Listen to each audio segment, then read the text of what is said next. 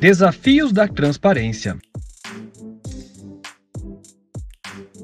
Bem-vindo a todas e a todos ao Desafio Transparência, uma iniciativa para reforçar o valor da transparência corporativa. Eu sou Roberto Fragoso, eu vice-presidente adjunto de tributos da ANEFAC, e nosso papo hoje é com o Luiz Moreto, Global Head of Internal Audit da Braskem, e será sobre governança corporativa. Luiz, muito obrigado pela sua participação nesse podcast. Eu gostaria de iniciar essa conversa sobre a sua experiência de implementar uma área de auditoria interna de uma empresa global extremamente complexa e que enfrentava um escândalo de corrupção. Como foi a integração com compliance e governança corporativa, Luiz?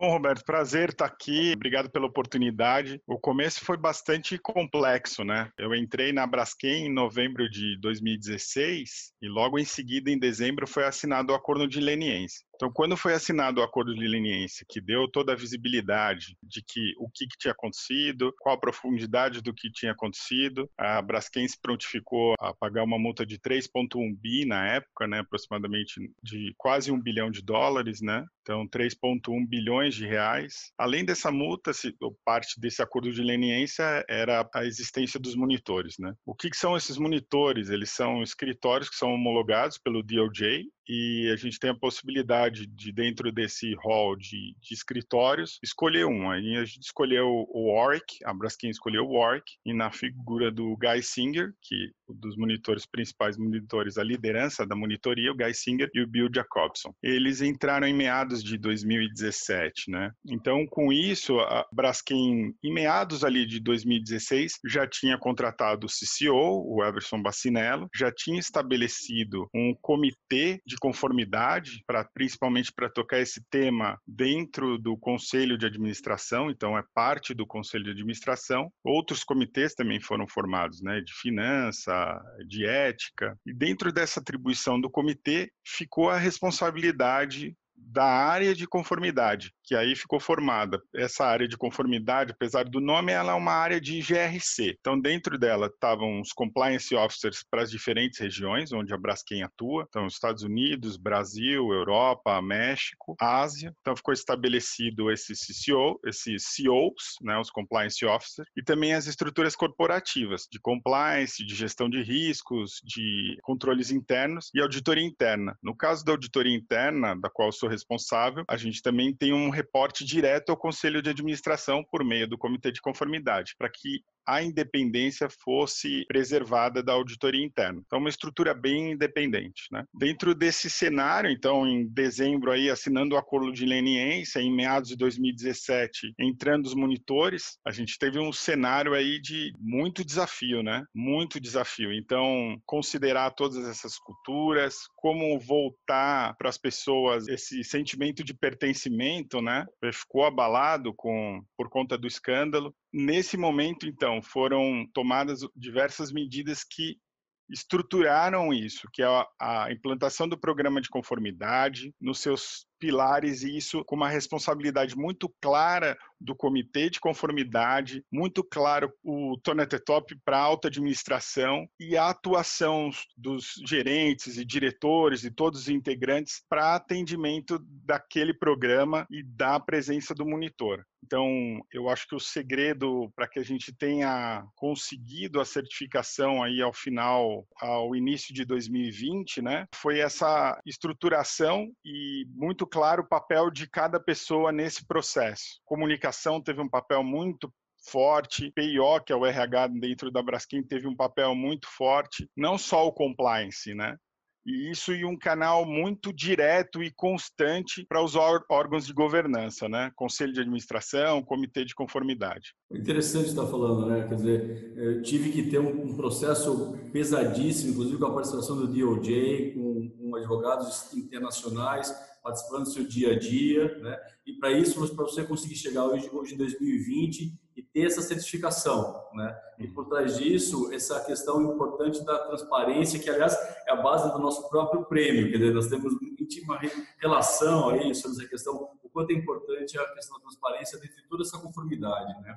Sem dúvida. Indo além, eu queria te provocar numa questão também, como é que foi essa evolução, se a gente puder pensar na linha do tempo, quais etapas você destacaria do processo, quais foram os cuidados no sentido de dar essa visibilidade à administração conselho, os comitês e os órgãos de governança para esse processo de tomada de decisão. Antes de 2016, o que a gente tinha uma área, o que é antecessora a essa área de conformidade, era uma área chamada segurança empresarial. Então, na área de segurança empresarial, eles já tinham obtido certificação da SOX, já existia um canal de linha de ética, eles já tinham definido um código de conduta.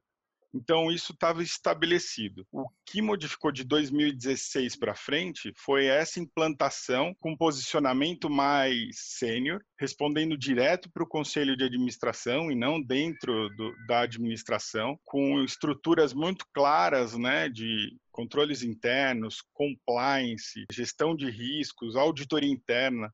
A auditoria interna tem um papel muito claro e constante, né, de terceira linha, com uma independência muito clara e sempre mantida dentro do processo como um todo. Então, dentro desse cenário, aí, em 2016, teve essa implantação do programa de conformidade, a contratação do Everson Bacinello, CCO, criação desse comitê de conformidade. E aí, em 2017, começaram os trabalhos de auditoria interna. Então, tudo muito novo para a companhia, né? Tinha uma posição de cultura um pouco adverso à auditoria interna, né? Porque eles entendiam que isso era uma desconfiança ao indivíduo. E o que a gente sempre falou desde o início foi que a gente não está olhando o indivíduo, a gente está olhando o processo. Né? Dentro do processo, quais são os riscos, quais são os controles, testando esses controles, ajudando, sobretudo, a companhia a reduzir os seus custos, ter mais agilidade, mas, ao mesmo tempo, garantir esse posicionamento para o acionista. A clareza, a transparência. Então, em 2017 também foram revistos os processos de compra, os processos de doações e patrocínios, foi implantadas due diligence para os fornecedores, teve a terceirização e a profissionalização do canal de denúncia, foi atualizado o código de ética. Em 2018, a gente aprimorou as due diligences, acrescentando também os profissionais, né, que ingressavam, membros do conselho, melhorou os controles financeiros e de registros contábeis, aprimorou o processo de riscos financeiros e pagamentos, aprimorou os processos de investigação, criou uma política muito clara de anticorrupção e antissuborno, implementação, e aí começaram as implementações das recomendações que advinham dos monitores. Então, os monitores, eles, ao longo desses 3 anos, olha, eles revisaram todos os documentos existentes possíveis dentro da companhia, entrevistaram a minha equipe, por exemplo, entrevistaram todos, analisaram o currículo, eles revisavam os nossos papéis de trabalho, revisavam os nossos relatórios, faziam testes em paralelo para ver se eles achavam mais coisas do que a gente tinha achado, o que ao longo do tempo foi ficando claro para eles que o nosso trabalho estava sendo realmente efetuado de uma forma correta. Eles destacaram isso no relatório e começaram a solicitar trabalhos para que a auditoria interna fizesse e esses trabalhos compunham a visão deles do andamento do programa de conformidade e se realmente a Braskem estava se prontificando a fazer o que deveria. Só para vocês terem uma ideia, no primeiro ano eles revisaram 174 transações, no segundo ano 514 transações, e aí do segundo para o terceiro caiu por conta principalmente da melhoria dos processos, mas sem dúvida na confiança dos trabalhos da auditoria. Aí tiveram mais 326 transações e concluíram com mais 141 para finalizar. Ao longo do tempo aí foram mais de 100 entrevistas por ano, né? No terceiro ano chegaram a 180 entrevistas, então é um volume muito grande de informações e revisões que eles fizeram. Em 2019 a gente também firmou um acordo com a AGU e CGU, criou uma matriz de riscos de anti-bribery e anti-corruption, né? Criou também processos mais claros e mais efetivos de contratações jurídicas e implementou essas recomendações dos monitores, né? Final de 2020, então final de 2019, início de 2020, a gente foi concluído os trabalhos dos monitores. O bom da Braskem é que os monitores que foram selecionados para atender o DOJ foram os mesmos para atender o MPF. Então, o resultado do trabalho tanto atendeu ao DOJ e SEC, quanto aqui o MPF. A aprovação do MPF foi em março e a aprovação do DOJ e SEC em maio. Aí concluímos e certificamos a Braskem. Poxa, fantástico, hein, cara? Eu fico imaginando o quanto isso não foi trabalhoso Mas ao mesmo tempo os resultados positivos que vocês conseguiram colher em função disso tudo, né? E aí eu vi, assim, eu tentei anotar, mas a quantidade de passagens é incrível. Assim, É muita a coisa, questão né? do dia a dia com a AGU, CGU, MPF, isso deve ter dado um quilo e meio de problemas por metro cúbico, imagino eu, né? Ah, sem dúvida. Eu acho que assim, essa experiência, para mim, foi muito positiva. Lógico, tudo isso tem um preço, né? De dedicação, de tempo que você acaba não tendo com a família, com os amigos, para se dedicar a isso. Mas eu acho que o ganho para a companhia nesses 3 anos de maturidade dos processos, de mecanismos de governança, de clareza para o acionista, e, sobretudo, de voltar esse orgulho, né, de pertencer à Braskem para as pessoas, isso é muito forte hoje, né? Perfeito, fantástico. Como nós temos muito pouco tempo, eu adoraria explorar Claro, cada um claro. desses itens e até ver as contradições entre esses próprios órgãos, que são órgãos que têm pessoas diferentes e eventualmente veem as coisas de forma diferente. Mas nessa Claro. questão mesmo, eu queria explorar com você como é que foi lidar com a cultura da empresa na implementação do compliance. No início, né, então, pelo fato de que a cultura da Braskem foi muito consolidada com a TEL, né, Tecnologia Empresarial Odebrecht. Então, existia dentro da cultura da TEL de que a auditoria, isso poderia gerar uma desconfiança do indivíduo, né, como eu comentei anteriormente. Então, nesse começo, tá, mas o que você vem fazer aqui? Mas qual que é o seu papel? E tinha uma visão das pessoas de que a auditoria teria um papel meio de policialesco, sabe? De ficar apontando o defeito e não ajudar na melhoria, o que a gente foi quebrando totalmente. Então, desde o começo, um alinhamento muito claro do que a gente está fazendo, como a gente está fazendo. É óbvio que teve ruído no meio da situação, teve pessoas que reagiram de uma forma um pouco mais agressiva ao cenário, mas eu acho que foi mais uma questão de desconhecimento ou ter a visão um pouco deturpada sobre o que a gente poderia fazer, o benefício que isso estava trazendo. É óbvio, você tinha uma companhia muito ágil, né? Você tinha uma companhia muito ágil, culturalmente muito ágil, com essa confiança no indivíduo, a questão da delegação. Então, isso tudo era muito ágil, uma companhia onde os relacionamentos funcionavam muito bem, essa confiança, essa delegação, o empresariamento, mas de controles, de muito pouco controle e de maturidade de processos baixa. Então, esse foi o desafio, né? Então, como a gente trazia a parte boa da cultura, o que é bom, positivo da cultura, é uma empresa ágil, uma empresa que inova, que as pessoas têm orgulho de trabalhar. Então, como é que a gente coloca isso junto com a necessidade de controle? O que eu preciso mostrar para o meu acionista, o que eu preciso ter clareza para o mercado, como é que eu tenho a efetividade de todos esses órgãos trabalhando junto com o negócio e não desassociado ao negócio, como que a gente junto atende as metas da companhia, né? Traz o resultado esperado. Então, esse foi um desafio muito grande de quebra, de muito trabalho do dia a dia. E eu acho que todo esse processo trouxe essa clareza que a gente tem hoje, né? Foi uma estratégia da Braskem ao longo desse tempo ser mais consistente, não tão aberta ao mercado, de falar sobre o quanto ela trabalhou nesse processo, mas sim, sobretudo, mostrar o resultado. Então, a Braskem, sobretudo, mostrou o que realmente ela conseguiu ao longo desse tempo, melhorar os seus processos, ser mais confiável, ser uma empresa transparente e que é clara com seus acionistas, com a sociedade como um todo, né? Interessante porque, a mais de tudo, né, em cima disso tudo, a tua preocupação em falar sobre a questão do interesse em pertencer, né, essa vontade de reconhecer que eu me sinto orgulhoso em trabalhar na empresa, né? Parece que é um Claro, porque não é só fazer resina, né? São pessoas que fazem isso tudo acontecer, né? perfeito, perfeito. Petroquímicos básicos, né, de primeira geração ou resina, o cara está fazendo isso, está dedicando a sua vida, a sua carreira àquela empresa, né? A sensação de crescimento. Então, a Braskem foi adquirindo negócios, aumentando a sua capilaridade, aumentando a sua atuação. Poxa, uma empresa brasileira atuando nos Estados Unidos, atuando na Europa, construindo uma joint venture no México junto com a Idesa, né? A Braskem Idesa. Então, isso tudo estava aquele orgulho forte quando teve o escândalo de corrupção, isso tudo abalou, né, esse sentimento de pertencer. E o que eu acho que ao longo do tempo a companhia conseguiu resgatar, e isso é novamente muito positivo, né? Não, perfeito, parabéns. Bom, deixa eu voltar um pouco então agora sobre a questão que eu gostaria de explorar com você agora é sobre a auditoria interna.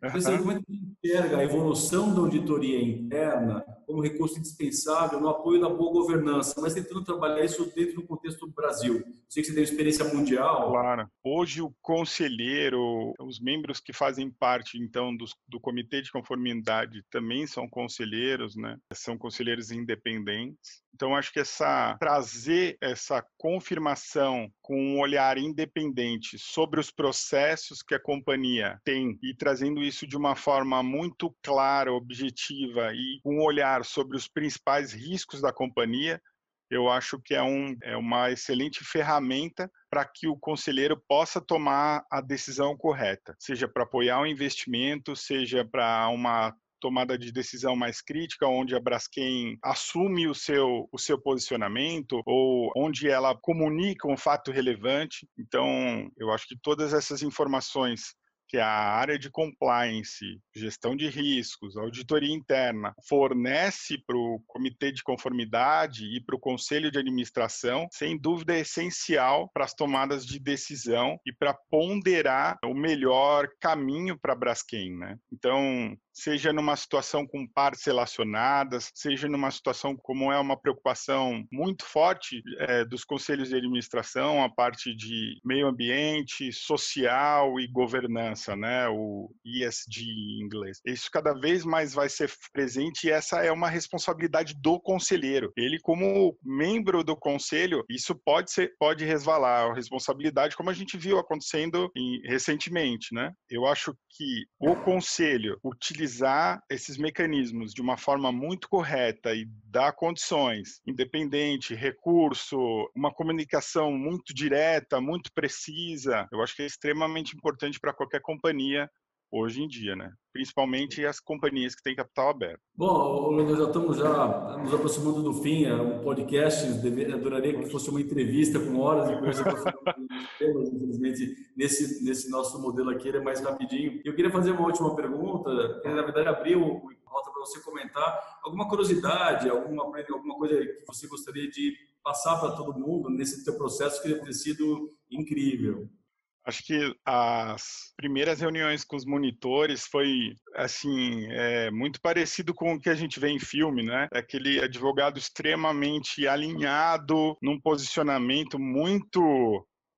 Parece que você tem alguma câmera em algum lugar, sabe? Essa cultura muito clara e muito rígida, né? Então, no começo, eu falava, não é possível, tem alguma câmera em algum lugar aqui, isso está sendo filmado, ou, né?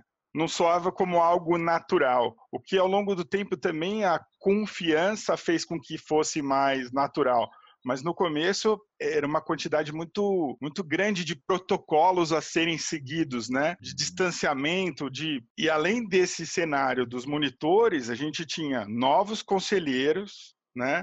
Novo comitê de conformidade, a alta administração, muitos perguntando o que você quer. Então nas primeiras teve alguns membros da alta administração que eu fui conversar, eu falava, o que te preocupa? Quais são os principais riscos que você tem?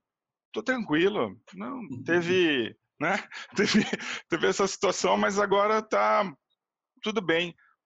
Poxa, mas você é responsável por esses temas aqui, isso aqui não te preocupa? Não. Mas por que preocuparia? Então era uma sensação de desconfiança muito grande. Mas isso é uma entrevista? Isso é uma investigação? Não, eu estou olhando o risco, eu estou olhando o processo, eu não estou olhando a pessoa, não. Então, assim, eu falo muito isso para reforçar, né? A gente sempre estava olhando o processo, mas as pessoas tinham uma desconfiança muito grande. Então, nesse cenário, a gente tinha que atender o monitor, que atender a alta administração e o conselho. Então, esses três stakeholders aí para atender foi, cara, perda de sono, né? Sensação de impotência, de falar, cara, não é possível, será que eu vou conseguir, né? Às vezes falam, cara, eu acho que eu não sei, não vai dar, né? mas a insistência, a resiliência, o fazer parte, envolver as pessoas, eu acho que fez com que a gente continuasse, seguisse e tivesse um bom resultado. Mas eu acho que o mais curioso era essa interação aí com os monitores no começo. Filme americano mesmo, né? Parece E é engraçado. Em janeiro agora desse ano eu fui para Washington, né? Porque eu fiz as entrevistas com eles, aí eles queriam ver mais algumas coisas e eu estava de férias e estava fora do país, não pude. Aí eu fui para Washington, cara, e eu me senti mais em filme, né? Você entrar naquele escritório maravilhoso, impecável, com um tratamento muito muito educado, muito polido para tudo, espetacular, assim, né? Aí em Washington ainda, né? Parabéns. Parabéns por Obrigado, você fazer o que fez. Fragoso. Eu reconheço que pelo pouco que você contou, a ter feito esse processo todo num período tão curto de tempo, com tantas variáveis e tantos players diferentes, deve ter sido realmente uma missão incrível. Bom, então eu queria muito te agradecer pela essa oportunidade, dessa conversa. Espero que a gente possa, de novo, em algum momento, entrar em alguns pontos mais profundamente, porque cada um deles, tenho certeza que dá para escrever um livro, né, Luiz? Com certeza, vamos sim. Cara, obrigado pelo espaço e eu agradeço muito a Braskem como um todo, o Everson, meus pares, a Celina, a Kira, enfim, e sobretudo minha equipe, né? Eles foram essenciais para essa jornada aí. Perfeito. Bom, esse foi mais um episódio do programa Momento Anefac, com conteúdo novo todas as terças-feiras, terças e quintas-feiras. Siga conectado conosco. Um abraço e até a nosso próximo podcast. Desafios da transparência.